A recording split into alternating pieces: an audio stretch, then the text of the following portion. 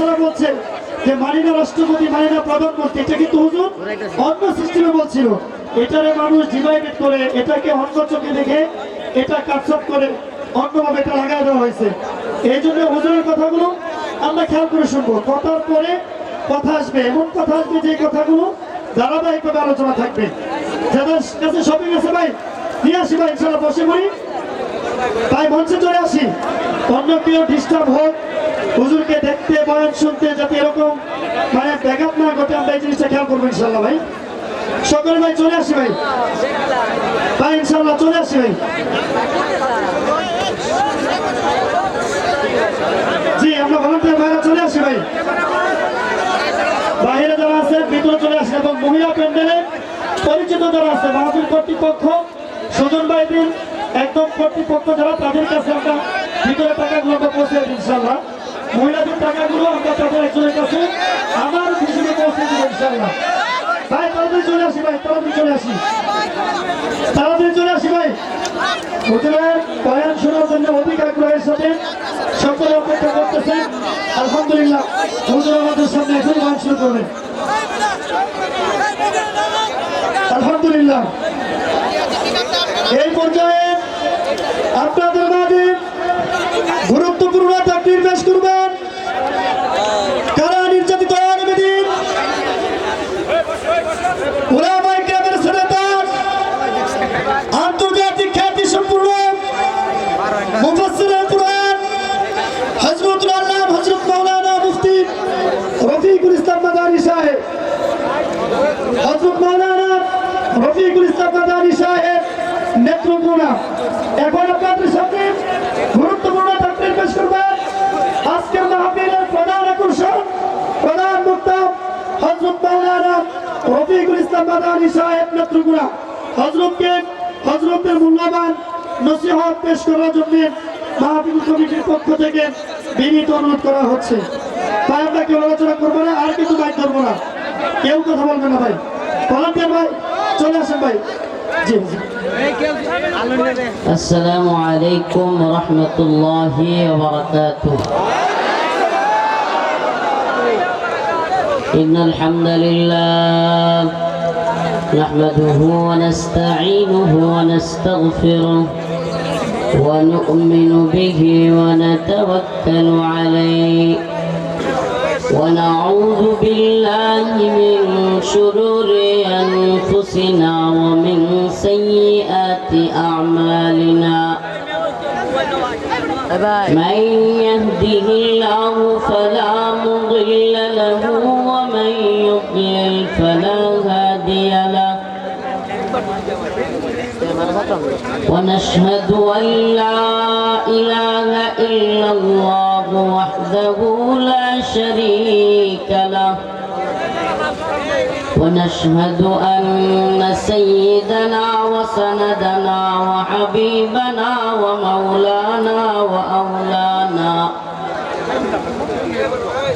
ومولانا محمدا عبده ورسوله أرسله إلى كافة للناس بشيرا ونذيرا وداعيا إلى الله بإذنه وسراجا وقمرا منيرا أما بعد فقد قال الله تبارك وتعالى في كلامه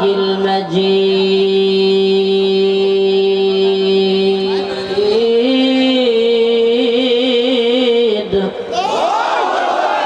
وفرقانه الحميد أعوذ بالله من الشيطان الرجيم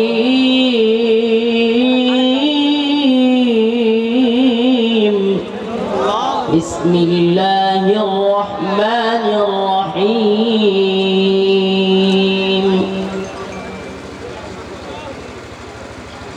يا أيها الذين آمنوا نستعينوا بالصبر والصلاة إن الله مع الصابرين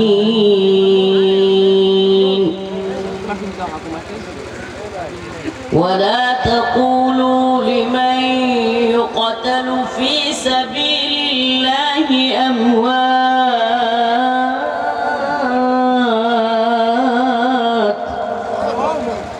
بل أحياء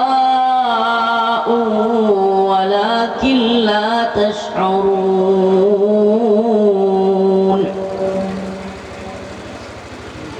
ولنبلونكم بشيء من الخوف والجوع ونقص من الأموال والأنفس والثمرات وبشر الصابرين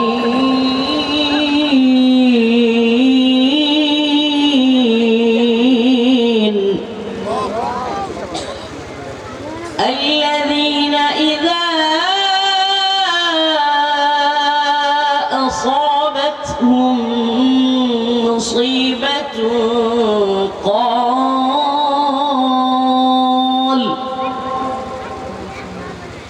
قالوا إنا لله وإنا إليه راجعون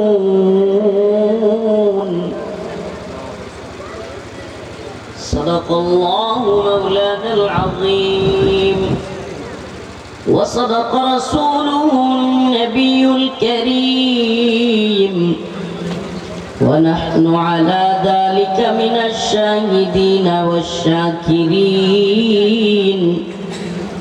والحمد لله رب العالمين সকলে একটু দরুদ শরীফ পড়ে আল্লাহুম্মা সাল্লি আলা মুহাম্মাদিন ওয়া আলা আলি মুহাম্মাদ কামা সাল্লাইতা আলা ইব্রাহিম وعلى آل إبراهيم إنك حميد مجيد اللهم بارك على محمد وعلى آل محمد كما باركت على إبراهيم وعلى آل إبراهيم إنك حميد مجيد পালইকান্দা মোরলবাড়ি জামে মসজিদ ও যুব সমাজের উদ্যোগে আয়োজিত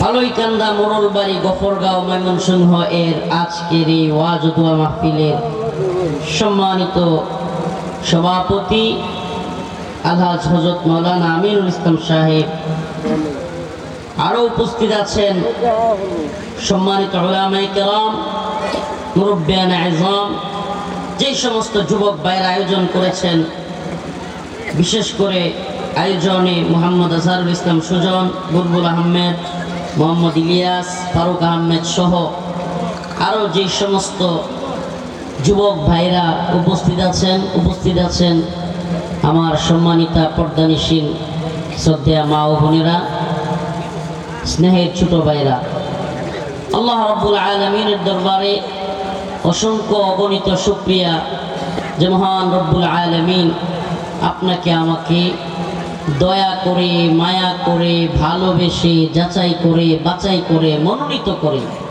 কোরআন সুন্নাহর এই প্রোগ্রামে আসার বসার তৌফিক দান করেছেন। এই জন্য সকলকে অন্তরস্থল থেকে কালিমাতুশ শুকুর আদায় করে স্বতঃস্ফূর্ত আওয়াজ করে বলি আলহামদুলিল্লাহ। সামনে থেকে কেউ কথা না বললে ভালো হয়, তাহলে ডিস্টার্ব হবে। এই কথা বলিও না তুমি, তাহলে তুমি এদিকে আসো, একটা মাইক দিই তোমার। প্রিয় ভাইয়েরা আমার, এদিকেও কেউ ওটা বসা কথাবার্তা এগুলো বলবেন না। প্রিয় ভাইয়েরা আমার, বন্ধুগণ আমার, আমি আপনাদের সামনে সূরাতুল বাকারার 153 154 নম্বর আয়াত কারীমা তিলাওয়াত করেছি। আল্লাহ তাআলা যদি আমাকে তৌফিক দান করে উক্ত আয়াতগুলোকে সামনে রেখে কিছু কথা বলবার চেষ্টা করব। ওমা তৌফিকি ইল্লা বিল্লাহ। প্রিয় হাজিরিন, আসলে নামের পাশে যতই বিশেষণ লাগানো হোক কিংবা যতই প্রশংসাসূচক বাক্য বলা হোক কিংবা যত কিছুই আমাদেরকে নিয়ে বলা হোক, দিন শেষে আমি, আপনি, আমরা, আপনারা, আমরা সকলেই যদি আল্লাহ রাব্বুল আলামিনের দরবারে ক্ষমা না পাই, জাহান্নামের আগুন থেকে বাঁচতে না পারি, জান্নাতে প্রবেশ করতে না পারি, এই জীবন আমাদের বৃথা হয়ে যাবে। জীবনের সবচেয়ে বড় সফলতা, জীবনের সবচেয়ে বড় সফলতা, পৃথিবীর সবচেয়ে বড় সফলতা, আল্লাহ বলেন ফামা যুহজিহা আনিন নার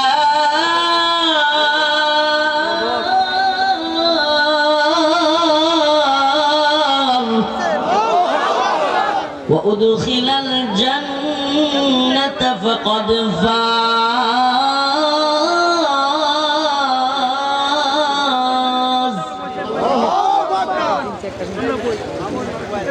আল্লাহ রাব্বুল আলামিন বলেন, ও দুনিয়ার মুসলমান,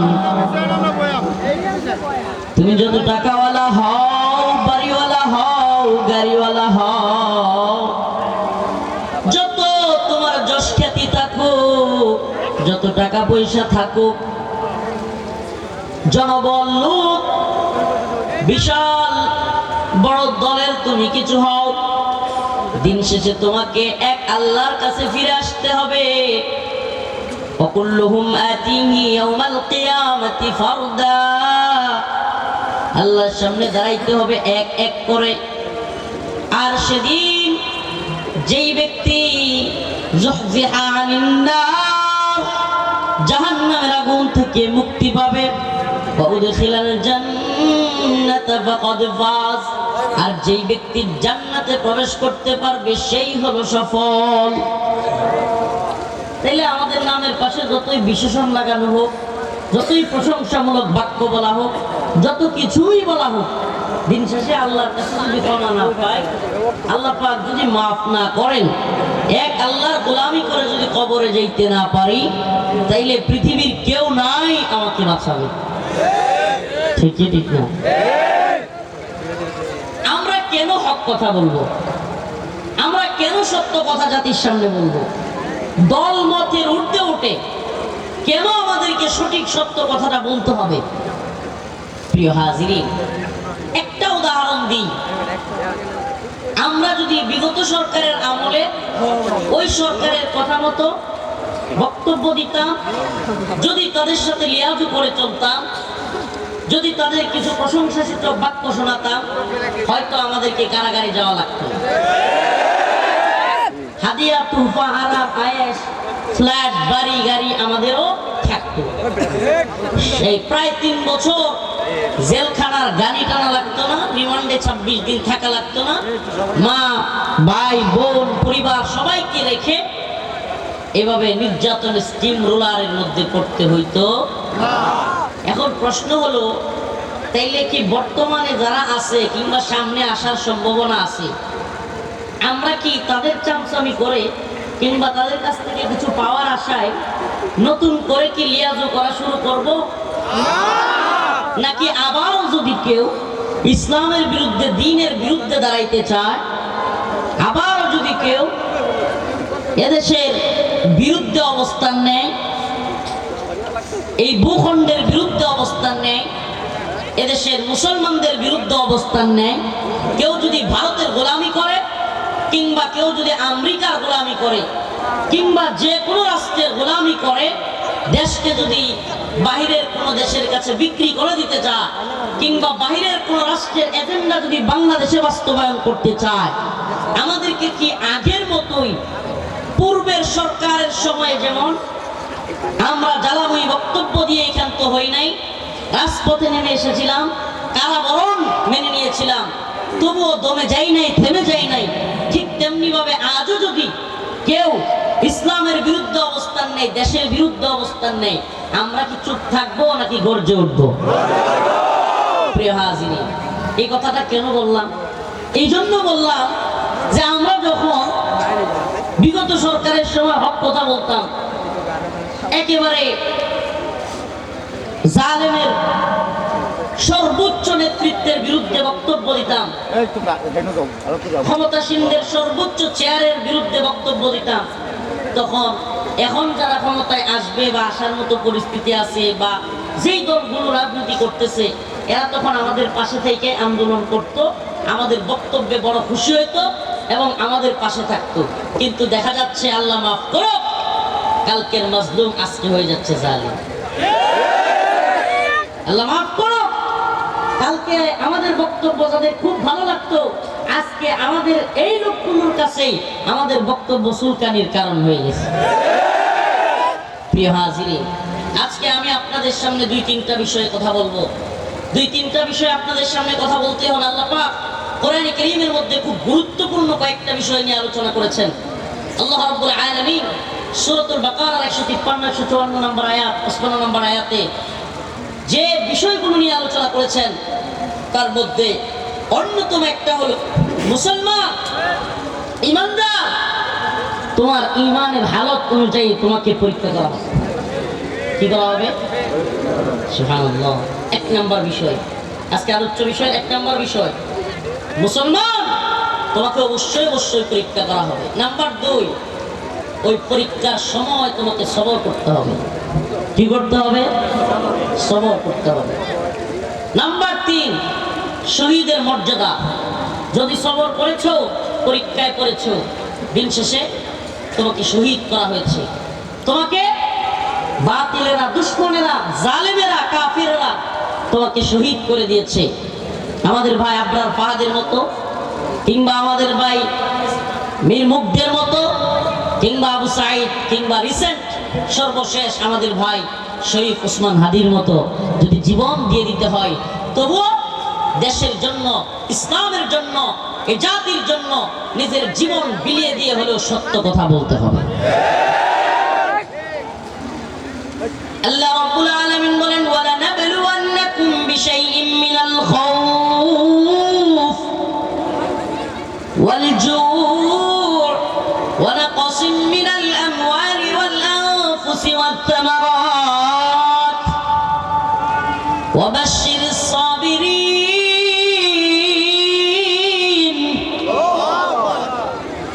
আমি সবরের কথা থেকেই যদি শুরু করি আলোচনা, পরীক্ষার কথা দিয়ে যদি শুরু করি আলোচনা, তাইলে সর্বপ্রথম যে বিষয়টা আসবে, আমাদের কারাগারে যাওয়া, আমাদের জেলখানায় থাকা, এটা আল্লাহর পক্ষ থেকে একটা পরীক্ষা ছিল। ছিল কি ছিল না? আমাদের এই পরীক্ষায় কে পাস করছে আর কে ফেল করছে, এটাও কিন্তু আল্লাহর কাছে আছে এবং বর্তমানেও জাতির কাছেও কিছুটা আছে। পরীক্ষায় পাস করছে কারা? সুবহানাল্লাহ। যারা ওই পরীক্ষা থেকে বের হয়ে আইসাও বাতিলের সাথে আতাত করে নাই, কোন দলের সাথে লিয়াজু করে নাই, কোন দলের টাকা খায় নাই, কোন দলের পক্ষে সাফাই গাওয়ার জন্য ময়দানে নিজের জবানকে বিলিয়ে দেয় নাই, কিংবা কারোর সাথে আপোষ করে নাই। আমি বলতে চাই, শুনেন, এই যে এই একটা অজপাড়া গা, আইতে আইতে পিঠের মেরুদণ্ড ভেঙে গেছে 1-2 কিলো। এই যে শিবগঞ্জ বাজার থেকে যে রাস্তা, বাবা রে বাবা, এই রাস্তায় এত দূর এই যে আসলাম, সেই নেত্রকোনা থেকেও 40 কিলো দূরে আমার বাড়ি, প্রায় গারো পাহাড়ের কাছাকাছি। আর এটা হলো গফরগাঁও, মোটামুটি ভালো দূরে। এই এত দূরে আসলাম, কিংবা এই যে অজপাড়া গায়েও এই যে হাজার হাজার যুবক, একটা বিষয় খেয়াল করবেন মঞ্চে যারা আছেন, সুবহানাল্লাহ, আমার মাহফিলে আমি নিজে খেয়াল করছি, আজকে আপনারা দেখেন, আমার মাহফিলে 15 থেকে নিয়ে 40 পর্যন্ত, মানে ইয়াং যুবক 80% মানুষ থাকে 15 থেকে 40। 15 থেকে 40-এর মধ্যে মনে হয় 90 ভাগ, বাকি মুরব্বী হবে 10 ভাগ। এই যে এত যুবক এই অজপাড়া গায়ে, এই অজপাড়া গায়ের ভিতরে এতগুলো যুবক কি আশা নিয়ে আসে? চিন্তা করে অনেকের মধ্যে সুবহানাল্লাহ, আমি তো পাইছি, আল্লাহ মাফ করুন, অনেকে চিন্তা করে যে এই হুজুর অন্তত কোনো দল মতের ঊর্ধ্বে উঠা কিছু কথা বলবে, নির্দিষ্ট কোন দলের পক্ষে উনি সাফাই গাইবে না, নির্দিষ্ট কোন দলের সাফাই গায়ে উনি বুট চাইবে না, উনি আল্লাহ এবং তার দ্বীনের পক্ষে সঠিক কথা বলবে, এই আশা করে শত শত যুবক আমাদের প্রোগ্রামগুলোতে শরীক হয়। আমি তাদের উদ্দেশ্যে বলি, প্রিয় যুবক ভাই, আমি তোমাদেরকে বলি 2024 সালে বাংলাদেশ নয়, গোটা এশিয়া মহাদেশের ইতিহাসে সবচাইতে পাওয়ারফুল এবং সবচাইতে স্বৈরাচারী আচরণ করা প্রভাবশালী লেডি ফেরাউন হাসিনাকে খেদাইছে এই যুবক পোলাপানগুলো। লেডি ফেরাউন বুঝেন, মানে ফেরাউনের মহিলা ভাষণ, লেডি ফেরাউন আছে। তো এই 16-17 বছরের জুলুমের সময় এদেশের মানুষ মনে কইরাই নিছিল হাসিনা বাচ্চা থাকতে আর পতন ঘটানো সম্ভব না, কিন্তু এই যুব প্রজন্ম সেই পরিবর্তন করছে না করে না? সুবহানাল্লাহ। কেন পরিবর্তন করতে পারছে? আমি যদি বলি বাংলাদেশের কোন দল এই ক্ষমতা থেকে পরিবর্তন করতে পারে নাই। যারা বুটের কথা বলে, বুটে 2018, 2014, 2022 এরপরে যতগুলো নির্বাচন হইল, সিলমাইরা হাসিনারে বিদায় করা গেছে। সুবহানাল্লাহ। তার মানে এই যুব প্রজন্মের মধ্যে ওই দাবানল আল্লাহ জ্বালায়া দিছে, ওই দাবানল জ্বলে উঠছে। আল্লাহ তাআলা যুবকদেরকে তৈরি করে দিছে, ময়দানে তারা ঝাঁপায়া পড়ছে, সমস্ত জালেমের তখতে তাউস নড়ে গেছে। কেন কথাটা বললাম এই জন্য যে আসলে বিপ্লবের জন্য, ইতিহাস পাল্টে দেওয়ার জন্য কোন দলের প্রয়োজন হয় না। হয়েছে? এই বাংলাদেশে কোন দলের প্রয়োজন হয়েছে? কোন দলের প্রয়োজন হয়, কোন মার্কার প্রয়োজন হয় না। যখন আল্লাহ তাআলা যুবকদের অন্তরে ওই জজবা তৈরি করে দেন, ওই স্পৃহা তৈরি করে দেন, তখনই এই যুবকেরা সত্যের পথে নেমে যায়। এই কথাটা কেন বললাম? এই উদ্দেশ্যে বললাম, আজকের যুব সমাজ তোমরা একটা ভয়ঙ্কর পরীক্ষার মধ্যে আছো, আমিও আছি, তোমরাও আছো, আমরা সবাই আছি। কিসের পরীক্ষা? কিসের পরীক্ষা? গণতন্ত্র নামক এক কুফরি মতবাদের পরীক্ষা। এটা বুঝাইতে আমার ব্যাখ্যা করতে সময় লাগবে। গণতন্ত্র নামক কুফরি এক মতবাদের পরীক্ষা। আমার প্রশ্ন, আজকে যে এখানে মাহফিল হয়েছে, এখানে হাজার হাজার লোক আছে, প্রশ্ন করতে চাই, এই স্টেজে যদি 10 জন মহিলা থাকতো, আমার ওয়াজ শুনতে কয়জন এখানে নেই? তাইলে রাজনৈতিক জনসভার নাম কইয়া এত এত বেপরদা বিটেন নিয়ে যে আপনারা গণতন্ত্রের নামে ইসলাম কায়েম করবেন, এটা কেমন ইসলাম? হ্যাঁ, এত বড় ইমাম, এত বড় বড় ফতুয়া, এক একজন শুধুমাত্র দাড়ি টুপি, আরে বাপরে নির্বাচন আসলে এক একজনের বাপ ইসলাম প্রতিষ্ঠা করে ফেলবেন, এই দল আর ওই দল বুঝি না। আপনারা যে আল্লাহর বিধান অমান্য করতেছেন, এই জবাব কার কাছে দিবেন? বেপরদা মহিলাদের নিয়ে ছুটাছুটি, ঘোরাঘুরি, যেই দলের লুটি করতেছে, আপনি কি বলতে পারবেন যে হুজুর আমি মুসলমান না? অন্যরা বলেন হুজুর ইসলামের নামে হুজুররাই তো করে, আপনারা কি মুসলমান না? খালি ইসলামপন্থীদের দোষ দেন। একটু সাবধান হয়ে যান। আমাদের মা বোনদেরকে রাস্তায় নামিয়ে আনার চক্রান্তের ভয়াবহ কুফরি মতবাদের নাম হলো গণতন্ত্র। আমাদের মা বোনদেরকে রাস্তায় নামাতে চায়, ঘর থেকে বের হতে চায়, ঘর থেকে আমাদের মা বোনদেরকে বের করতে করতে এখন আমাদের মা বোনেরা স্বামীদের কথা শুনতে চায়। বর্তমান জামানায় সবচেয়ে বেশি ডিভোর্সের কারণ হচ্ছে আমাদের মা বোনদেরকে ঘর থেকে বের করে আনা। নারী স্বাধীনতার নামে, নারী উন্নতির নামে, নারী প্রগতির নামে আমাদের যুব সমাজকে, আমাদের মা বোনদেরকে সবাইকে ধ্বংস করে দেওয়া হচ্ছে, সুকৌশলে এটা করা হচ্ছে। বাংলাদেশে আপনারা একটা বিষয় খেয়াল করতেছেন কিনা, ইদানিং কিশোর গ্যাং নামের এক গ্যাং বেরিয়েছে। শহরগুলোতে আছে, গফরগাঁও থাকতে পারে, জেলা শহরগুলোতে খুব বেশি। এই কিশোর গ্যাংয়ের আবির্ভাব কেন হয়েছে জানেন? আমাদের মায়েরা যখন বিভিন্ন ছুতো ধরে, বিভিন্ন অজুহাতে ঘর থেকে বের হয়ে গেছে, এদিকে সন্তানদের খেয়াল রাখা বন্ধ হয়ে গেছে। সন্তান কার সাথে যাচ্ছে, কোথায় কি করছে, খোঁজ খবর নেওয়ার সময় হচ্ছে না। ওই ছেলেগুলো, ওই যুবকগুলো অশ্লীলতা, মাদক, নেশার মধ্যে ঢুকতেছে। লিখে দিতে পারি, তোমরা মনে করতেছো পর্দায় থাকলে, দিন মানলে, নামাজ পড়লে মহিলারা স্বাধীনতা নাই। নাউজুবিল্লাহ, এটা আরো উল্টা। আমাদের মা বোনদেরকে স্বাধীনতার নামে বেহায়াপনায় লিপ্ত করে আমাদের সমাজকে, আমাদের দেশকে ধ্বংস করা হচ্ছে। প্রিয় ভাইরা আমার, বন্ধুগণ আমার, এটা একটা পরীক্ষা আমাদের জন্য। আপনাদেরকে বলি ভাই, নির্বাচনের ছোটই হোক, যে কোনো ছোটই, বেপর্দা মহিলাদের সাথে আনাগোনা, চলাফেরা, কথাবার্তা বলা আমাদের জন্য হালাল হবে? বলেন হালাল হবে? নামাজ বন্ধ রাখা, নামাজের সময় মিছিল মিটিং করা, এটা বৈধ হবে? প্রিয় ভাইরা আমার, কেন বলছি? আরে মূল গণতন্ত্রের কথা যদি বলতে যাই, লম্বা সময় পেরিয়ে যাবে। গণতন্ত্রের কথা এক, ইসলামের কথা এক। গণতন্ত্র এটা আলাদা একটা জীবন ব্যবস্থা, ইসলাম একটা জীবন ব্যবস্থা। ইসলাম বলে কমপ্লিট কোড অফ লাইফ, ইসলাম হলো পূর্ণাঙ্গ জীবন ব্যবস্থা। গণতন্ত্র বলতেছে না, গণতন্ত্র আরেকটা জীবন ব্যবস্থা। ইসলামের একমাত্র রব, একমাত্র বিধানদাতা, একমাত্র পালনকর্তা, একমাত্র সৃষ্টিকর্তা, একমাত্র ইবাদতের যোগ্য কে? বলেন ইসলামে প্রভুকে, রবকে। আর গণতন্ত্রের প্রভুকে? গণতন্ত্রের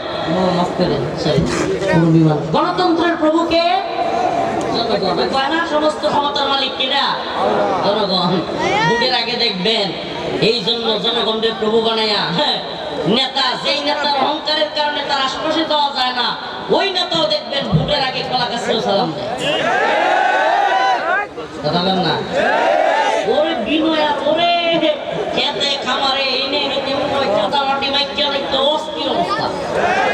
এর চাইতে বড় বিনয়ী। ভোটের আগে সান্ধু সাসাই কইলো আমাকে রে, এমপি যদি হইতাম পারি দিমু গোলা বরে। গোলা বলেন না? গোলা গোলা ধান রাখে কি করার না? গোলা না কথা বুঝুন।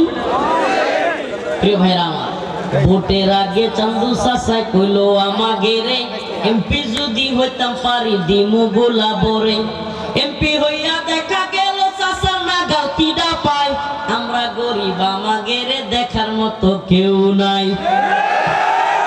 এই যে গ্রামের রাস্তাটা দেখলাম, যে অবস্থা, সুবহানাল্লাহ। ওই যে কাজী নজরুলের একটা কবিতা আছে না, গিরিপথ লঙ্ঘিত হবে রাত্রি বৃষ্টিতে যাত্রীরা হুঁশিয়ার, এই যেন সেই রাস্তা। প্রিয় ভাইরা আমার, বন্ধুগণ আমার, তাইলে আমরা এতদিন কি শুনছি? উন্নয়নের role model smart Bangladesh, stage ব্যাংকে স্মার্ট বাংলাদেশ বানাইছে। হ্যাঁ, বাবেল সাহেবের বাড়ি আছে, কিন্তু জনগণের বাড়ির অবস্থা ভালো না, ঠিক কিনা? তাইলে এমন যারা বলতেছে এই করে ফেলবো, সেই করে ফেলবো, আমরা তো আগের বার, আপনাদের মনে আছে কিনা? আমার মনে আছে, আমি ছোটবেলায় আব্বার লগে ওই নির্বাচনের কথা এখনো মনে আছে, 10 টাকা কেজি চাল খাওয়াইবো, মনে আছে? ওরে বাবা, পরে দিই যে চাল 60 টাকা 70 টাকা। কথা বুঝছে? ওটা আপনারা ওই সিংহে, আমি ওই সিংহে, কথা বুঝুন? 10 টাকা কেজি খাওয়াইবো, কয় টাকা কেজি? হ্যাঁ, আমরা ইলিশ খাইতাম পাই না, জাতীয় মাছ ইন্ডিয়া বাড়া, এই তো চলছে। প্রিয় ভাইরা আমার, বন্ধুগণ আমার, এই কথাগুলো কোনো মজার জন্য বলছি না, এই কথাগুলো বলছি এজন্য আমার জাতি বারবার কত জীবন দিব, বারবার কত রক্ত দিব, ক্ষমতার পালাবদল হবে, আমাদের কোনো পরিবর্তন হবে না। এই বাংলাদেশে বারবার মানুষকে ধোঁকাবাজি করা হবে, বারবার মানুষকে ক্ষতিগ্রস্ত করা হবে, বলা হবে দেশ জাতিকে ভালোবাসি, কিন্তু দেখা যাবে ভারতকে ভালোবেসে ভারতকে ট্রানজিট দিবে, ভারতকে বন্দর দিবে, ভারতকে ট্রেন ট্রানজিট দিবে, বন্দর দিয়ে দিবে, ভারতকে সব কিছু দিয়ে দিবে, আমাদেরকে দিবে গোলামি। আমরা বলতে চাই, আমরা গোলামি চাই না, আমরা স্বাধীন আজাদি চাই। আমরা দিল্লির গোলামি করতে রাজি নই, আমেরিকার গোলামি করতে রাজি নই, আমরা এক আল্লাহর গোলামি করতে চাই।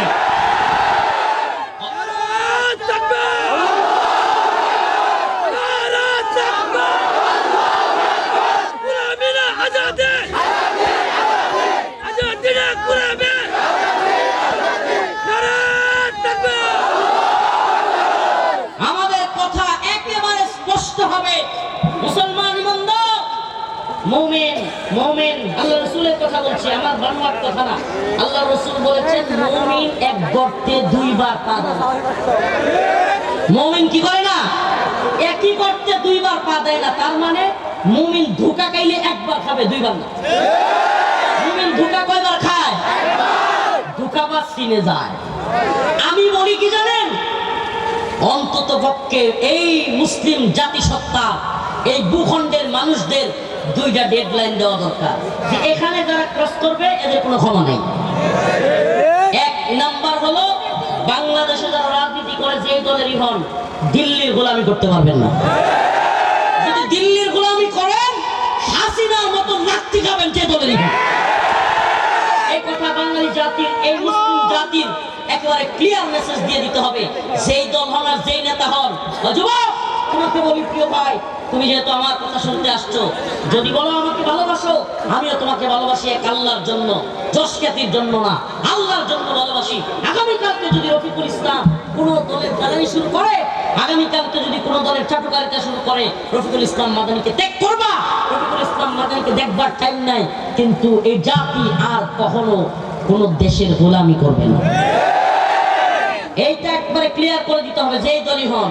আরেকটা প্রশ্ন, বাংলাদেশে যারা আলেম ওলামাদেরকে জেলে নিয়েছে, আলেম ওলামাদের কাপড় টেনে খুলেছে, আলেম ওলামাদেরকে হত্যা করেছে, শহীদ করেছে, যারা বাংলাদেশে হেলিকপ্টার দিয়ে গুলি করেছে, ছোট ছোট বাচ্চা ছেলেদেরকে গুলি করেছে, যারা হাজার হাজার মা বোনকে, হাজার হাজার ছাত্র জনতাকে গুলি করে শেষ করে দিয়েছে, সেই সমস্ত খুনি জালেমদের কোনো ক্ষমা নাই। আমার ভাই শরীফ ওসমান হাদির হত্যাকারীদের কোনো ক্ষমা নাই। আমরা একেবারে দায়িত্বহীন কণ্ঠে বলতে চাই, আমার ভাই কবরে, খুনি কেন বাহিরে? বলেন, আমার ভাই কবরে, খুনি কেন বাহিরে? আমার ভাই কবরে, আমার ভাই কবরে, খুনি কেন বাহিরে? হাদি ভাইয়ের রক্ত বৃথা যেতে দেব না, বৃথা যেতে দেব না। হাদি ভাইয়ের রক্ত। আমি একটা কথা এই যুব সমাজের মধ্যে বলি, আমি ওই শাহবাগে হাদি চত্বর, নতুন নাম, নাস্তিকদের নাম পাল্টে আমরা নাম রেখেছি হাদি চত্বর। ঐতিহাসিক হাদি চত্বরে আমি একটা শপথ করিয়েছিলাম। হযরতুল আল্লাহ হযরত মাওলানা মুফতি জসিমউদ্দিন রহমানী দামাত বারকাতুহুম, উনি জুমা পড়িয়েছিলেন। জুমার পর হাজারো জনতাকে সামনে নিয়ে একটা শপথ করিয়েছিলাম, হাদি ভাইয়ের বিচার না হলে আমরা ঢাকার রাজপথ ছাড়বো না। প্রিয় ভাইরা আমার, কিন্তু ছেড়েছি কেন জানেন? আজকে আপনাদের সামনে বলি, এদেশে ক্ষমতা পিপাসু রাজনীতিবিদরা জনগণের মধ্যে একটা কথা ছড়ায় দিচ্ছে, হাদি ভাইয়ের বিচারের দাবিতে যারা আন্দোলন করতেছি আমরা নাকি নির্বাচন বানচাল করতে চাই। চিন্তা করছেন? মানে ক্ষমতার চেয়ার দরকার। আমরা আপনাদের সব পক্ষকে বলছি, আমরা নির্বাচন বানচাল করতে চাই না। আমরা এই জন্য আন্দোলন থেকে সাময়িক চৌপাশি, বাংলাদেশে 12 তারিখের পরে যেই দলই ক্ষমতায় আসুক, হাদি ভাইয়ের বিচার না করলে বাংলাদেশের সারা দেশে 64 জেলায় আন্দোলন করা হবে। যেই ছেলেটা দেশটাকে ভালোবাসতো, যে ছেলেটা এই জাতিকে ভালোবাসতো, সমস্ত জালেমদের বিরুদ্ধে বুক চেতিয়ে কথা বলতো, কি চেয়েছিল ভাই? ছোট্ট একটা জিনিস বলেছিল, আমি ইনসাফের পক্ষে লড়াই করতে গিয়া, যদি দেশের পক্ষে, ইনসাফের পক্ষে লড়াই করতে গিয়ে আমার যদি জীবনটা চলে যায়, আমার কোনো দুঃখ নাই, কিন্তু এই জাতির কাছে আমার একটাই চাওয়া, এই জাতি যেন আমার হত্যার বিচারটা অন্তত করে। আমার প্রশ্ন, আজকে দেখেন এত এত ইশতেহার দিচ্ছে, বিভিন্ন দল বিভিন্ন কথা বলছে, কিন্তু আমরা দেখতে পাচ্ছি কেউ এই কথা বলছে না যে 12 তারিখের পরে আমরা ক্ষমতায় আসলে সাথে সাথে হাদি হত্যার বিচার করা হবে। আশ্চর্যের বিষয়। তাহলে কি দিল্লির সেবাদাস হওয়ার জন্য হাসিনার মতো আপনারাও রেডি হয়ে আছেন? দিল্লির গোলামি করবার জন্য যদি বাংলাদেশে রেডি হয়ে থাকেন, হাসিনা তো 16 বছর গেছে, নতুন করে আর 16 দিন যাওয়ার সময় পাবেন না। এটা মনে রাখবেন, বাঙালি একটা জিনিস বুঝে গেছে, আর কিছু বুঝুক আর না বুঝুক, যে বাংলাদেশে শরীফ ওসমান হাদি ভাই হত্যা হয়, 6 ঘন্টার মধ্যে খুনিকে গিয়া পাওয়া যায় ভালো। বুঝতে বাকি নাই, বাংলাদেশের সবচেয়ে বড় শত্রু হলো ইন্ডিয়া। শহীদ আল্লামা সাইদি রাহিমাহুল্লাহ, আমরা মনে করি আল্লাহ তাকে শহীদ করেছেন। আল্লামা সাইদি রাহিমাহুল্লাহ সাক্ষী, এক হিন্দু বেটা, হিন্দু লোক সাক্ষী, ওই হাইকোর্টের সামনে তারে ফিরোজপুর থেকে ধরে নিয়ে আসছে। ওই বলছে যে তুমি হাইকোর্টে কোর্টে গিয়া বলবা সাইদি সাহেব ছিল রাজাকার, আমাদের পরিবারের অনেক লোকরে মারছে, আমার পরিবারের লোকেরা মারছে, এই সাক্ষী দিবা, বলবা যে আমরা সাইদি সাহেবের বিচার চাই। শিখাই আনছে, বুঝছেন, ফিরোজপুর থেকে শিখাই আনছে যে আমরা সাইদি সাহেব রাজাকার, আমাদের এলাকায় অনেক মানুষরে মারছে, আমার পরিবারের লোকেরাও মারছে, হ্যাঁ আমরা তার ফাঁসি চাই। এখন হাইকোর্টের সামনে আইসা ওই লোক, হিন্দু লোক, নামটা কি, সুকরঞ্জন বালি, মাশাআল্লাহ, সুকরঞ্জন বালি কয় কি না হুজুর খুব ভালো মানুষ, আপনি নাম করবো না, সুবহানাল্লাহ বলবেন না, বাস্তব ঘটনা বলছি। হুট করে এই লোককে হাইকোর্টের সামনে থেকে গুম করা হয়েছে, নেই বুঝাও। এই লোক পরবর্তীতে দেখা গেছে তাকে পাওয়া গেছে ইন্ডিয়া। কোথায় পাওয়া গেছে? আমার সুকরঞ্জন বালি গুম হয় হাইকোর্টে বাংলাদেশে, পাওয়া যায় ইন্ডিয়া। হাসিনায়ের খুনি খুন করে বাংলাদেশে, পাওয়া যায় ইন্ডিয়া। হাসিনা খুন করে বাংলাদেশে, পাওয়া যায় ইন্ডিয়া। আসাদুজ্জামান খান মাল খায়া হয়ে যায় কামাল, এই মাল খুন করে বাংলাদেশে, পাওয়া যায় ইন্ডিয়া। বোঝা গেল সমস্ত বাংলাদেশের সন্ত্রাসীদের গডফাদার এবং সেফ এক্সিট দেওয়া রাষ্ট্রের নাম হলো India. Mother of India, mother of mafia India হলো সমস্ত সন্ত্রাসীদের বাপ মা। ভাইরা আমার, বন্ধুগণ, বুঝতে বাকি নাই, এরা বাংলাদেশে হকপন্থীদেরকে, বাংলাদেশে তাওহীদপন্থীদেরকে, বাংলাদেশপন্থীদেরকে এরা শেষ করে দিতে চায়। কি ঠিক না মুসলমান? এটা এক ভয়াবহ পরীক্ষা, এটা এক ভয়াবহ পরীক্ষা। এই পরীক্ষা খুবই আজীব এক পরীক্ষা। এই পরীক্ষা কেন কঠিন? এই যুব সমাজকে বলি, হিন্দুত্ববাদীদের এখনো পর্যন্ত বাংলাদেশে ব্যাপক জাল বিস্তার করে বসে আছে। হিন্দুত্ববাদী ভারত ৭১ পরবর্তী বর্তমান ২০২৬ পর্যন্ত এমন এক অক্টোপাসের জাল বাংলাদেশে বিছায় রাখছে, রয়ের জাল। এটা এমন এক জাল, আপনি মনে করছেন হাসিনা আওয়ামী লীগ চলে গেছে মানে সব শেষ। এটা ভাই ভুল ভাবতেছেন। এদের এ বি সি ডি এরকম প্ল্যানিং করা, এদের স্তরে স্তরে লোক আছে। এ গেছে, এ আওয়ামী লীগ গেছে, এইবার আরো অনেক হয়ে গেছে, অনেক স্তরে স্তরে। বাংলাদেশে মিডিয়া সেক্টরে বর্তমানে মিডিয়া সেক্টরে সবচাইতে বেশি বর্তমানে এই যে প্রথম আলো, ডেইলি স্টার সহ এই মিডিয়া সেক্টর পুরাটা ইন্ডিয়ার দখলে। আপনারা কি জানেন গত কয়েকদিন আগে মানিকগঞ্জে একটা বিশাল ভয়াবহ ঘটনা ঘটে গেছে, অনেকেই শুনেনি নাই। কি ঘটনা? মুসলমান গার্মেন্টসে সোয়েটারে চাকরি করে, মুসলমান গার্মেন্টস সোয়েটারে হিন্দুদের সাথে, অনেক হিন্দুরা চাকরি করে না, সম্পর্ক তৈরি হয়েছে। সম্পর্ক তৈরি হওয়ার পরে ওই মানিকগঞ্জে হিন্দু বাড়িতে একসাথে থাকে, বেড়াইতে গেছে মুসলিম মহিলা এবং পুরুষ। ওই মানিকগঞ্জে যাওয়ার পরে ওই মুসলিম মহিলাকে ওই বাড়ির হিন্দু পরিবারের লোক সহ একাধিক কয়েকজন মিলে সংঘবদ্ধ দর্শন করছে।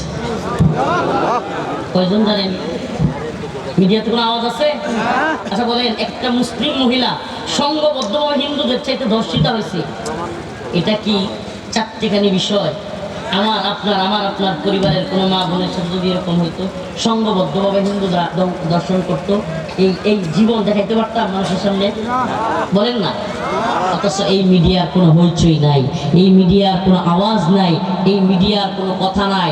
বাংলাদেশে আওয়ামী লীগের সময়ে এমনও গেছে, ওলামায়ে কেরামকে বেরি পড়াইয়া, রশি লাগাইয়া, হাত করা পড়াইয়া, গরুর রশি দিয়া বিশাল বড় বেরি লাগাইয়া, হেলমেট লাগাইয়া একেবারে কুরবানির ষাঁড় গরুর মতো টেনে টেনে নিচ্ছে। জুলুম করে নাই? এমন জুলুম হয়েছে যে ফাঁসি দিছে, অন্যায়ভাবে ফাঁসি দিছে। ওই আসামির কবরে গিয়াও জুতা মারতেছে। নাউজুবিল্লাহ। কুমিল্লার ঘটনা। প্রিয় ভাইরা আমার, বন্ধুগণ আমার, ওগুলো করা দল এখন আইসা মানবতার কথা কইয়া চিল্লায়। অসংখ্য মানুষ কারাগারে থেকে জানাজা পড়তে পারে নাই, মায়ের জানাজা, ভাইয়ের জানাজা, স্ত্রীর জানাজা পড়তে পারে নাই। আমাদের সাথে ছিল, আমি নিজে ভিকটিম। আমার আপন চাচাতো ভাই, আমার চাচা, আরো অসংখ্য পরিবারের লোক হারিয়েছি, জানাজা পড়তে পারি নাই। কিন্তু এই মিডিয়া কোনোদিন কোনো তোলপাড় করে নাই, কোনোদিন কোনো কথা বলে নাই। আমরা বলছি না যে আওয়ামী লীগের কোনো লোক মারা গেলে তারেও জানাজায় শরীক হইতে দিয়েন না, নাউজুবিল্লাহ। এত বর্বর আমরা না, এত জালেম আমরা না। অবশ্যই কেউ পরিবারের মারা গেলে তাকে জানাজায় শরীক হইতে দেওয়া উচিত। তার যদি অপরাধ থাকে সেটা বিচার হবে, কিন্তু তাকে তার পরিবারের কাছে আসতে দেওয়া উচিত। বিচার হলেও তাকে অবশ্যই। কিন্তু আমাদের বক্তব্য হলো এই যে মিডিয়ার কারসাজি, একজনের বেলায় একবার তুলপাড়, একটু পর আপডেট, মায়া কান্না, আর অন্যদের বেলায় নীরব নিস্তব্ধ। হিন্দু মহিলাকে দর্শন করা হচ্ছে, সেখানে কোনো কথা নাই। মুসলিম মহিলাকে দর্শন করা হয়েছে, কোনো কথা নাই। এই বন্ধ মিডিয়া দেখবেন কোন এক হিন্দু মহিলার কপালে টিপ দেয়া নিয়ে কোনো কিছু হয়েছে, উরি বাবা, মুখ কান বরাবর হ্যাঁ করে কথা বলবে। এই শয়তানের দল তখন হাত করে মুখ বড় বড় করে কথা বলবে। হিন্দু মহিলার টিপ নিয়ে এই গেল মানবাধিকার গেল, সংখ্যালঘু নির্যাতন হয়ে গেল। এই শয়তানের দল এরকম করবে। আর অসংখ্য আলেম নির্যাতিত হচ্ছে, অসংখ্য আলেম কারাগারে পড়ে আছে। এগুলা নিয়ে এদের কথা বলতে শুনবেন না। প্রিয় হাজিরিন, এই কথাগুলো কেন বলছি? এগুলা প্রত্যেকটা বিষয় আমাদের জন্য পরীক্ষা, এমন এক ভয়াবহ পরীক্ষা আমাদের জন্য অপেক্ষা করছে। আমি নির্দিষ্ট কোনো দলের পক্ষে আপনাদেরকে যাইতে বলি না, ভোট দিতে বলি না। আমার কথা শুনলে তো আপনারা তাজ্জুব হয়ে যাবেন। এই যে গণতন্ত্র, এই গণতন্ত্র কুফর, এই গণতন্ত্র শিরক, এই গণতন্ত্র ঈমান বিধ্বংসী। যেই গণতন্ত্রে বলে সমস্ত ক্ষমতার মালিক জনগণ, আর ইসলাম বলে ইনিল হুকমু ইল্লা লিল্লাহ, সমস্ত ক্ষমতার মালিক একমাত্র আল্লাহ। হুকুম চলবে কার? বিধান চলবে কার? যদি আল্লাহর বিধানে সুদ কি কথা বলেন, এখন যদি আল্লাহর বিধানে সুদ হারাম, সংসদের সামনে যদি কেউ বক্তব্য দেয়, সংসদের সামনে আইন পাস হচ্ছে, বাংলাদেশের সমস্ত সুদের ব্যাংকগুলোতে লাইসেন্স দেওয়া হবে, সুদকে হালাল বলা হচ্ছে, যারা এই প্রস্তাবের পক্ষে আছেন হা বলেন। এখন কিছু লোক হাত তুলছে, এখন সংসদের স্পিকার বলতেছে হা জয়যুক্ত হয়েছে, হা জয়যুক্ত হয়েছে। ওরে শয়তানের দল, আল্লাহ যেটারে হারাম করছে এটারে তোরা হালাল করবার মতো দুঃসাহস তোদেরকে কে দিল? এক বামপন্থীরা কি কথা বুঝেন না? কথা বলেন না কেন? আল্লাহ যা হারাম করেছে তা হালাল করবার মতো দুঃসাহস তারা কোথায় পেল? এই জন্য আমি বলি, ভোট কেন্দ্রে যাবেন, যাই সিল মারবেন, সিল মাইরা আল্লাহর হালাল গুলোরে আপনার নেতা হারাম করবে, আল্লাহর হারাম গুলোরে ইচ্ছা মতো হালাল করবে। কি মদ? কি মদ? মদ কি? সুদ, পতিতালয়, তিনটা কইলাম, কয়টা? মদ, পতিতালয়, সুদ, হারাম। হারাম যে কোন তো সবাই আরবি শিক্ষা লাইছেন, আরবি শিক্ষা লাইছেন। হারামের বাংলা অর্থ কি? হ্যাঁ, অবৈধ। হারামের বাংলা অর্থ কি? অবৈধ। নাইলে তো বুঝবেন না, একটু পরে ব্যাখ্যা বুঝবেন না, কথা বুঝাইতে তো হবে আপনাদেরকে। প্রিয় ভাইরা আমার, বন্ধু করা না, নাইলে ওই বেটার মতোই যাবো। যে মক্কা মদিনায় গেছিল, পরে বাংলাদেশে আসছে, এসে কয় যে কেমন হজ করলাম, উমরা করলাম। পরে আর কেউ না, সব আরবিতে কয়, খালি আজানটা রেখা মুক্তা চাল। এগুলো বুঝছি। প্রিয় ভাইরা আমার, বন্ধু করা আমার, তো যে কথা বলতেছিলাম, হারাম শব্দের বাংলা অর্থ কি? অবৈধ। অবৈধ কি? হালাল। হালাল শব্দের বাংলা অর্থ কি? এখন আপনাদের যদি বুঝে আসে, বাংলাদেশে মদ বৈধ না অবৈধ? বৈধ। রাষ্ট্রীয়ভাবে মদের লাইসেন্সের বার আছে, গুলশানে আছে, বাড়ি দাঁড়ায় আছে, আপনাদের গফরগাঁওয়ে আছে কিনা জানি না, ময়মনসিংহ থাকতে পারে, বিভাগীয় শহরে আছে মদের বাড়ির লাইসেন্স দেওয়া।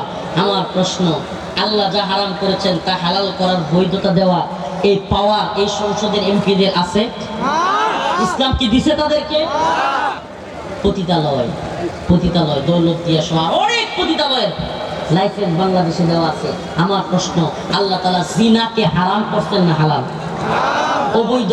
তাহলে যা হারাম তাকে সংসদে গিয়ে হালাল করার ক্ষমতা কারো আছে? সুদ। সুদ আল্লাহ বলেছে আল্লাহুল বাই'a ওয়া হাররামার রিবা, ক্রয় বিক্রয় হালাল, সুদ হারাম। তাইলে আল্লাহ যা হারাম করেছেন তাকে হালাল করার অধিকার কি কারো আছে? যে কয়েকটা কথা বললাম, তিনটা বিষয়। আল্লাহ সুদ হারাম করছে, তারা সুদের ব্যাংকের লাইসেন্স দেয়। আল্লাহ মদ হারাম করছে, তারা মদের বার খুলে দেয়। আল্লাহ পতিতালয় হারাম করছে, জিনা ব্যভিচার হারাম করছে, তারা পতিতালয়ের লাইসেন্স দিয়ে দেয়। আল্লাহ কইছে জিহাদ করস, তারা কই জিহাদ জঙ্গিবাদ। আল্লাহ কইছে বালেক হইলে বিয়া শাদী করতে পারবো, তারা কই বাল্য বিয়ে হারাম। কি কয়? এই বাল্য বিয়ে বলতে কোনো বিয়া নাই। বাল্য বিয়ে আবার কি? যেই ছেলে বালেক হয়েছে ওই ছেলেরে আল্লাহ পাওয়ার দিছে বিয়ে করার, তুমি কেনা কথা বলেন না? যেই মেয়েরে আল্লাহ রেহেমে শক্তি দিছে, জরায়ুতে শক্তি দিছে বাচ্চা ধারণ করার, তুমি কেনা তারে বাল্য বিয়ে বলা? আমার প্রশ্ন, বাল্য বিয়ে বইলা বিয়ে বন্ধ করো। স্কুল কলেজ ভার্সিটি ফাঁকি দিয়া, পার্কের চিপায় চাপায়, গাছের চিপায় চাপায়, বিভিন্ন হোটেলে রেস্টুরেন্টে বিভিন্ন জায়গায় গিয়া যখন আকাম কুকাম করে, একটা ছেলে একটা মেয়ে মিলামেশা করে ওই বাচ্চা ডাস্টবিনে ফেলে রাখে, তখন তো তোমাদেরকে দেখি না কাউকে গ্রেফতার করতে, কাজীকে গিয়ে গ্রেফতার করো। এটাই তো সবচাইতে বড় হারাম, এটাই তো সবচাইতে বড় অবৈধ। কি যুক্তি দেয় রে মায়ের? যুক্তি দেয় যে না হুজুরা বুঝে না, হুজুরা আপডেট হতে পারছে না, প্রগতিশীল হতে পারছে না, হুজুরদের বুঝ কম, অল্প বয়সে বিয়ে করলে বাচ্চা কাচ্চা হলে আকর কম হয়, এই হুজুরদেরকে কে বুঝাবে? ওরে বাবা, অল্প বয়সে বিয়ে করলে কি কম হয়? বাচ্চা কথা বলে না, আকর কম হয়। শেখ হাসিনার মা শেখ ফজিলাতুন্নেসা শেখ মুজিবের লগে বিয়ে হয়েছিল 9 বছরে। কয় বছর? হ্যাঁ কথা বলেন, কয় বছর? শেখ হাসিনার আকল কম করছে? হ্যাঁ, শেখ হাসিনার আকল কম হয়েছে নাকি এক আকলে পুরো দেশ 17 বছর বাজ্যে গেছে? তাইলে এই যে পুরা যুক্তি একটা দেয় যে অল্প বয়সে বিয়ে দিলে কি হয়? নাউজুবিল্লাহ, জ্ঞান বুদ্ধি কম হয়েছে? ভাইরা আমার, উল্টা দেখা গেছে যেই সমস্ত ছেলে এবং মেয়েরা দ্রুত অল্প বয়সে বিয়ে করে, এদের সন্তানরা জ্ঞানী হয়, বিচক্ষণ হয়, মা বাবাও হৃষ্টপুষ্ট হয়। আমার একটা প্রশ্ন, আমার সৃষ্টি করলো কেনা? আপনারে, আমাদের সবাই রে রিজিক দেয় কেনা? পালে কেনা? এই বাতাস দিছে কেনা? আসমান, জমিন, আগুন, চন্দ্র, সূর্য, সব কিছু দিল আল্লাহ। সূর্য না উঠলে জমি জানিব আমি পাকবো? কথা কয় না? রাত না হলে ঘুমাইতে পারবা? হ্যাঁ, সারাদিন বিকালে দিন তা এমন সময় বুঝি না। কি ভাইরা আমার, এই সব কিছু দিল আল্লাহ, আর বিধান নাম হাসিনা। সব কিছু দিল আল্লাহ, সব কিছু পারেন আল্লাহ, বিধান মানব ডক্টর মোহাম্মদ ইউনূসের। একথা কেন বলছি?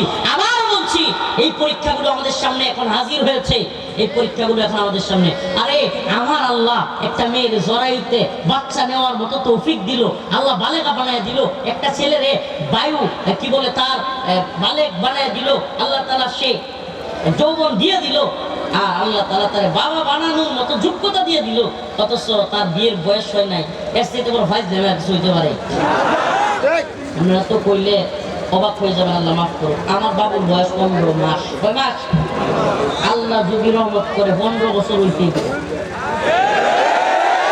আমার যদি আল্লাহ বাঁচিয়ে রাখে, ইনশাআল্লাহ বলে রাখি, আল্লাহ তাআলা তাকে যে প্রথম বালেগ হওয়ার প্রথম যে রেহেম তারে যেটা পাওয়ারটা দিবে, এটার প্রথম যেন তার স্ত্রীর সাথে কাজে লাগাইতে। কারণ হারাম কাজে ব্যবহৃত হইতে পারবে না। হারাম কেন করবে আমার সন্তান? প্রয়োজন হলে হুজুর তাইলে পড়াশোনা করবে, আমার বউ বলবো, আমার ছেলে বলবো, প্রিয় ভাইরা আমার, এই কথাগুলো কেন বলছি জানেন? এই দুশ্মনের দলেরা এই একটা দিককে খেয়াল কইরা আমার রাসূলকে নিয়ে কটূক্তি করে। আম্মাজান আয়েশাকে আল্লাহ রাসূল 9 বছরে বিয়ে করছে, এই কথাটাকে খুঁটা দেওয়ার জন্য এই দুশ্মনের দলেরা বাল্য বিয়ে নাম দিছে। আমার রাসূলকে ছোট করতে চায়, আমার রাসূলকে বুঝাইতে চায়, দেখছো নাউজুবিল্লাহ, এত বড় নবী অথচ ছোট বাচ্চারা বিয়ে করছে। চিন্তা করছেন? এই জন্য বাল্য বিয়ে না মাত্র বিয়ে নয়। আমার রাসূল 9 বছর বয়সে বিয়ে করছে, শেখ মুজিব তার বউকে 9 বছর বয়সে বিয়ে করছে। অথচ বাল্য বিয়ের ছুতো দিয়া সমাজের মধ্যে বিয়েকে কঠিন করবে, জিনাকে সহজ করবে। আমরা এই সমাজ হইতে দিব না। আমরা বিয়েকে সহজ করব। কি করব? বিয়েকে সহজ করব, জিনাকে কঠিন করব। যে সমাজে বিয়ে যত সহজ, সেই সমাজে জিনা তত কঠিন। যে সমাজে বিয়ে যত কঠিন, ওই সমাজে জিনা তত সহজ। মিলায় দেখবেন, মিলায় দেখবেন। যেই বাড়ির পোলাপান অল্প বয়সে বিয়ে করে, দেখবেন ওই বাড়ির পোলাপান ভালো আছে। জিনা বেবিচার পালায় যাওয়ার দরকার নাই, হোটেল রেস্টুরেন্ট এখানে যাওয়ার দরকার নাই। ঘরে বউ আছে, মাশাআল্লাহ। যদি সংস্থা থাকে, অবস্থান থাকে, একটা জায়গায় দুইটা করে দিব না। আজকে আমার মা বোনেরা কিন্তু খেপা রাখ করে দেবে। প্রিয় মা ও বোনেরা, আপনাদের কষ্টের জন্য বলছি না, কথাটা এই জন্য বললাম, ইনসাফ, হক, আমানত রক্ষা করতে হবে। তারপরে যদি এমন অবস্থান থাকে যে হ্যাঁ, একজন স্ত্রী সে হক আদায় করছে, তার ইনসাফ করছে, তার খাওয়া দাওয়া, ভরণ পোষণ, মানসিক শারীরিক সমস্ত বিষয়গুলো সে দেখভাল করতে পারছে, এবং স্ত্রী দেখতেছে সে তার স্বামীর আরো হাজত রয়ে গেছে, এটা স্ত্রী বুঝবে এবং স্বামী বুঝবে। তখন আমার মা বোনদের প্রতি অনুরোধ থাকবে, ওই স্বামীকে অবশ্যই দ্বিতীয় বিয়ে করবার সুযোগ দেওয়া উচিত। কারণ আপনি সুযোগ না দিলে আপনার সেই স্বামী পরকীয়ায় গিয়া জড়াবে, আপনার সেই স্বামী অন্য মেয়ের সাথে গিয়া ডেটিং ফেটিং করবে। বিয়ে করাইলেন না, কিন্তু ঠিকই পরকীয়া কইরা জিনা ব্যভিচারে শরীক হবে। কথা বল না? বাংলাদেশে যত আকাম কুকাম হইতেছে, বিভিন্ন হোস্টেলে, বিভিন্ন পতিতালয়ে, আমি চ্যালেঞ্জ করে বলতে পারি, পতিতালয়গুলোতে বেশিরভাগ যায় হলো বিবাহিত পুরুষেরা। কেন যায়? কারণ অবিবাহিতদের পতিতালয়ে যাইতে হয় না। অবিবাহিতদের জন্য গার্লফ্রেন্ড নামক নতুন এক আবিষ্কার হয়েছে। এরাই বর্তমানে এদের সাথে নাউজুবিল্লাহ বিভিন্ন আকাম কুকাম করে। এরা কিন্তু পতিতালয়ে যায় না, এরা হোটেলে যায় না। বিবাহিতরাই বেশিরভাগ ওই জায়গাগুলোতে যাইতে হয়। কেন? কারণ তো তাদের তো ওই যে এত সময় না, টাকা খাওয়ায়া, ফুচকা খাওয়ায়া, পিটিং সিটিং দিয়া, লম্বা সময় 2-3 বছর প্রেম কইরা, 5 বছর রিলেশন কইরা, এরপরে একদিন রাজি করাবে, ওই সময় তাদের হয় না, হবেও না। তাদের দরকার সরাসরি নাউজুবিল্লাহ। এই কথাগুলো একটু আমাকে ক্লিয়ার বলতে হচ্ছে। আমার মা বোনদের কাছে মাপ চাচ্ছি, ভাই বাবা সবার কাছে ক্ষমা চাচ্ছি। আমাদেরকে সমাজের নোংরামিগুলো আপনাদের সামনে তুলে ধরতে হচ্ছে। আমরা দেখছি আজকে পরকীয়ার বিষাক্ত হয়ে অনেক পরিবার ধ্বংস হয়ে যাচ্ছে, স্বামী স্ত্রীর মধ্যে বিবাহ বিচ্ছেদ হয়ে যাচ্ছে। অনেক পরিবার সন্তান রাইখাও আজকে জঘন্য পরিস্থিতির দিকে চলে যাচ্ছে। এই পরিস্থিতি একমাত্র এড়াইতে পারে যে পথ, فانكحوا ما طاب لكم من النساء مثنى وثلاث ورباع। আল্লাহ বলেছেন, আল্লাহর কথা আমার কথা না রে বাবা, আল্লাহর কথা। ফানকিহু, তোমরা বিয়ে করো। কি করো? তোমরা কি করো? বাবা চাচাদেরকে বলি, মা চাচিদেরকে বলি, আমার যুবক ভাইদেরকে, যুবতী বোনদেরকে দ্রুত বিয়ের ব্যবস্থা করে দেন। দেখতে দেখতে আরো একটা শীত চলে গেল। আমার যুবক ভাইরা, যুবতী বোনেরা কেন বিবাহ ব্যতীত থাকবে? অবশ্যই অবশ্যই তাদেরকে বিয়ে দিতে হবে। আমার মাঝে মাঝে মন চাই কি জানেন, এই নির্বাচনী মিছিল বাদ দিয়া আমি একটা বিশেষ একটা সংস্থা চালু করি এবং বিশেষ একটা ক্যাম্পেইন চালু করি, দ্রুত বিয়ে দেওয়ার ক্যাম্পেইন। এটা আমার বিরাট আশা। আমার মন চায় যে আমাকে যদি কেউ হেল্প করে, অনলাইনে অফলাইনে সব লাইনে দ্রুত বিয়ের জন্য যে যুবকেরা যোগাযোগ করবে, যে যুবতী আমাদের বোনেরা যোগাযোগ করবে, কুফু বিলেয়া ইনশাল্লাহ আমরা বিয়ের ব্যবস্থা করে দিব। এটা কেন মনে চায় জানেন? এই সমাজে যদি জিনার বিচার কমে, হারাম কাজ কমে, অবৈধ মেলামেশা কমে, কোনো জারজ সন্তান তৈরি হবে না, কোনো কুলাঙ্গার তৈরি হবে না, দেশ জাতির বিরুদ্ধে, ইসলামের বিরুদ্ধে যাওয়া নাস্তিক মুরতাদ তৈরি হবে না, হারাম জাদা তৈরি হবে না, হালাল সন্তান তৈরি হবে। মুহাম্মদ বিন কাসেম, সুলতান মাহমুদ গজনবী, সুলতান সালাউদ্দিন আইয়ুবীর মতো বীর পুরুষ জন্ম নেবে। এই হারাম জাদারা কি ভালো হয়? যেগুলোর মা বাবা অবৈধ মেলামেশা করে, পেট যেই মায়েরা, সেই বোনেরা পেট পর পুরুষ দেখে, ওই পেট থেকে কি আব্দুল কাদের জিলানী হবে? ওই পেট থেকে হুসাইন আহমদ মাদানী হবে? ওই পেট থেকে শামসুল হক ফরিদপুরি হবে? চ্যালেঞ্জ করে বললাম হবে না। যে পেট জীবনে কোনো পর পুরুষ দেখে নাই, ওই পেট থেকে আল্লাহ ওলি জন্ম নেবে। অতএব কখন আমরা সমাজকে ভালো করতে পারবো? যখন আমাদের সমাজে বিয়েকে সহজ করা। দেখেন, মজার জন্য বলছি না, কাউকে কষ্ট দেওয়ার জন্য বলছি না। এটা কোনো খামখেয়ালির বিষয় নয় ভাই। হারাম, হারাম তো হারাম। আচ্ছা, আপনি হারাম করতেছেন আবার জান্নাতের আশা করেন, এটা কিভাবে হইতে পারে? الكيس من دان نفسه وعمل لما بعد الموت والعاجز من أتبع نفسه هواها وتمنى على الله আল্লাহ রাব্বুল আলামিন আল্লাহ রাসূল সাল্লাল্লাহু আলাইহি ওয়াসাল্লাম বলেন, আল কাইসু মান দানা নাফসাহু ওয়া আমিলা লিমা বাদাল মাউত। জ্ঞানী তো সেই ব্যক্তি, জ্ঞানী তো সেই ব্যক্তি, বিচক্ষণ তো সেই ব্যক্তি যে তার কবরে যাওয়ার আগে, মৃত্যুবরণ করবার আগে তার সামানা তৈরি করে। কি তৈরি করে? মৃত্যুর আগে যে সামানা তৈরি করে, আমল তৈরি করে, সেই হলো জ্ঞানী। ওয়ালা আজিজু মান আতবা নাফসাহু হাওয়াহা ওয়া তামান্না আলাল্লাহ। আর নির্বোধ বোকা তো সেই ব্যক্তি যে কিনা দুনিয়ায় খালি আশা করে, ওয়া তামান্না আলাল্লাহ, কিন্তু নেক আমল করে না। নেক আমল নাই, আল্লাহর কাজ নাই, খালি নাফরমানি। ছেলেরা বিয়ে করে না, মেয়েরা বিয়ে দেয় না, মেয়ে গিয়ে আরেক ছেলের লগে ডেটিং মারে, ছেলে গিয়ে আরেক মেয়ের লগে ডেটিং মারে। এই ভাইরা আমার, ওই চাচা যদি নামাজও পড়ে, আল্লাহর কাছ থেকে সে জবাব দিয়ে আওতার থেকে খালি হবে না, খালি হবে না। এটা মনে রাখতে হবে প্রিয় ভাইরা আমার। যে আয়াত তিলাওয়াত করেছিলাম, আল্লাহ তাআলা বলেন, ইয়া আইয়ুহাল্লাযীনা আমানুস্তাঈনু বিস-সাবরি ওয়াস-সালাহ। আয়াতের তরজমা করে, তাফসীর করে সংক্ষিপ্তভাবে আমি শেষ করতে যাচ্ছি।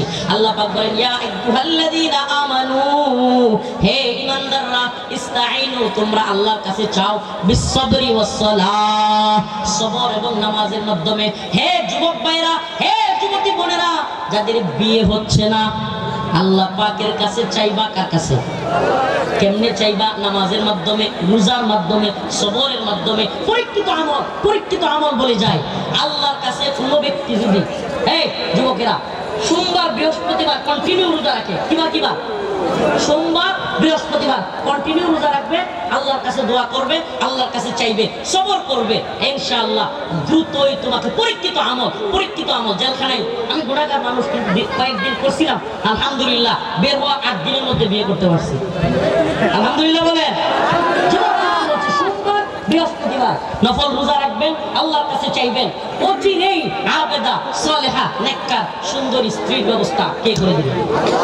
কে করে দিবেন? হুজুর রিজিকের ব্যবস্থা এটাও আল্লাহ। সুবহানাল্লাহ। কে করবো? চাকরি, ব্যবসা, সবকিছুতে বরকত দিতে পারেন কে? মুনাফিক যদি না থাকে, বিশ্বাস থাকে, আল্লাহর কাছে ছায়া দেখেন, আল্লাহ কাউরে ফিরিয়ে দেয় না। কসম করে বলি, কাফারা দিতে হবে না। কারাগারে যা চেয়েছি মাওলা পাক তা তো দিয়েছেন, আরো বেশি দিয়েছেন।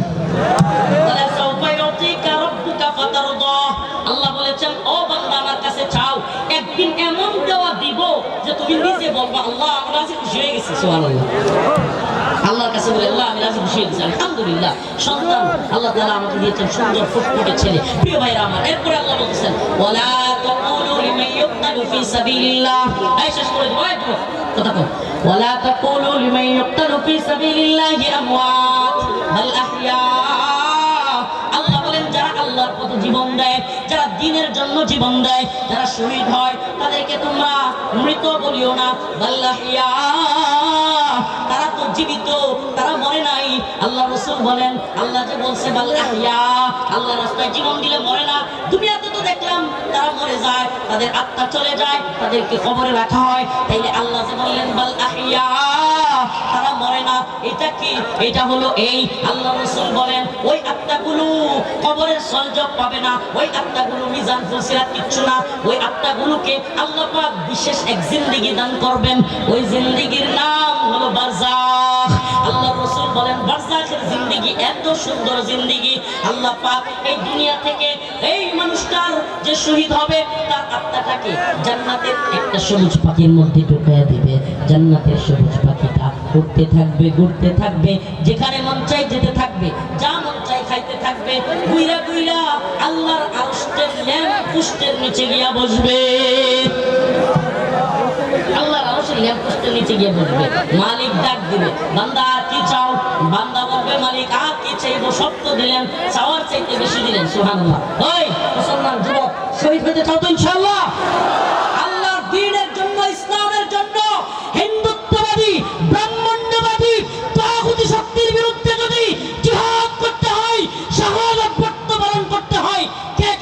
আছো ইনশাআল্লাহ? লিল্লাহি তাকবীর। নাসরুম মিনাল্লাহ ওয়া ফাতহুন করিব ওয়া বাশশিরিল মুমিনিন। আসসালামু আলাইকুম ওয়া রাহমাতুল্লাহি ওয়া বারাকাতুহু।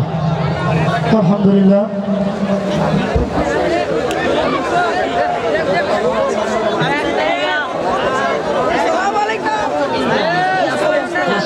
ভাই শুনেন, এটা হুজুরের অনুমতি ছিল না, হুজুর এই প্রশ্ন করে না, এটা মাহফিল কর্তৃপক্ষ তারা করে ফেলছে, হুজুর জানি না এটা, হুজুর জানলে 10 করে দেন। না না না শরীয়ত বিরোধী কাজ ভালো করছে, ভালো করছে, আপনারা ভুল করছেন। এটা না না না আমার শোনা এই তো নির্বাচনী প্রচারণা এটার সাথে মিলায়া ছবি এত নরমাল করা হয়েছে ভাই। ছবি এমনি কি না মোবাইলে এক জিনিসটা কখনোই কোনো প্রোগ্রামে কোনো মার্কেটে কোনো বাচ্চার ছবি মিয়া রফিকুল ইসলাম মাদারের ছবি লাগাইছিলেন এই দেশটা থেকে আপডেট দিচ্ছে। আল্লাহ মাফ করুক, বুঝার তৌফিক দান করুক। এটা নাজায়েজ, এটা বিলকুল হারাম। ছবি লাগায়া বক্তারা এটা করা যাবে না। আল্লাহ তাআলা বুঝার তৌফিক দান করুন। জি ভাই, আর কেউ নাই, হুজুর মুনাজাত করবে, আর আগে একটু কথা বলি। এই মাহফিল এই পর্যন্ত কষ্ট করেছেন, বিশেষ করে তারাইকান্দা মনোরমা জামে মসজিদের যুব সমাজ তারা এই কষ্টগুলো করে আয়োজন করেছেন। আজহারুল ইসলাম সুজন, বুলবুল আহমদ, ইলিয়াস, ফারুক আহমেদ, বিশেষ করে আমাকে এমন ভাবে ধরা হয়েছে যে হুজুরকে রাখবে। তা আমরা আসলে আমি পলিকান্তের সন্তান হিসেবে ধন্য, হুজুরকে আমাদের এলাকায় আনতে পারলাম। আমার জন্মের পরে আমি মনে হয় আমার পলিকান্তে এত বড় মাহফিল হয়েছে বা এত মানুষের আয়োজন হয়েছে আমি দেখি নাই। শিবগঞ্জ বাজারেও হয়নি আশা করি। জি, আর ভলান্টিয়ার ভাই যারা আছেন, হুজুরকে কেউ যদি বিরক্ত না করে সবাই কিন্তু হুজুর আগায় দিবেন, গাড়ি পর্যন্ত আগায় দিবেন, হুজুর যাতে কষ্ট না হয়। আর আমরা আশা রাখি হুজুরকে আবার যদি স্মরণ করি ইনশাআল্লাহ হুজুর আমাদের দাওয়াত গ্রহণ করবে ইনশাআল্লাহ। অনেক কষ্ট করেছি, 3-4 বার গেছি পাঞ্জাব দেওয়া যাটা, যে যেটা চেষ্টা করে আল্লাহ সেটা মিলায় দেয়। হুজুরকে পাইনি, 4 বারের মতো হুজুরে পাইছি আলহামদুলিল্লাহ। হুজুর সঙ্গে সঙ্গে দাওয়াত কবুল করে নিছেন।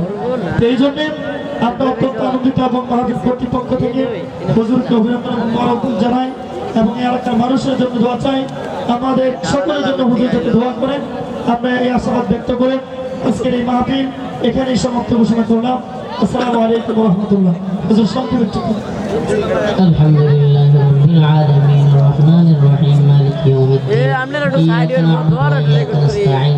হে আল্লাহ পাক পরওয়ারদিগার আলম আমাদের জীবনের জিন্দেগির সমস্ত গুনাহ খাতা মাফ করিয়া দেন রব্বুল আলামিন।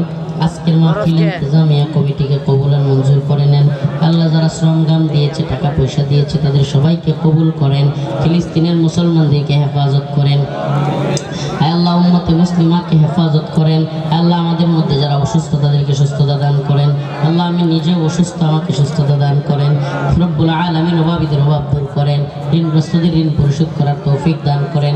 রব্বুল আলামিন এই এলাকাবাসী যারা কবরে আছে তাদের কবরকে জান্নাতের বাগান বানায় দেন। আল্লাহ আমার আব্বা নাই, আরো যাদের বাবা মা নাই তাদের কবরকে জান্নাতের বাগান বানায় নেন।